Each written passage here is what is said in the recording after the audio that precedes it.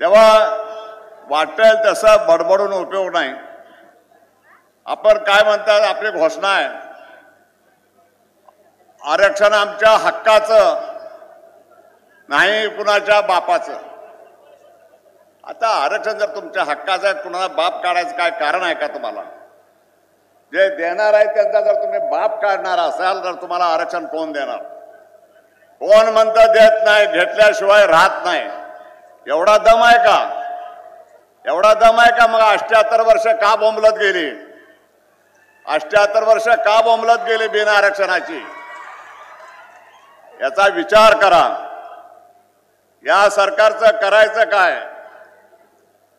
काय घोषणा? या सरकारचं करायचं काय? खाली डोकं वर पाय।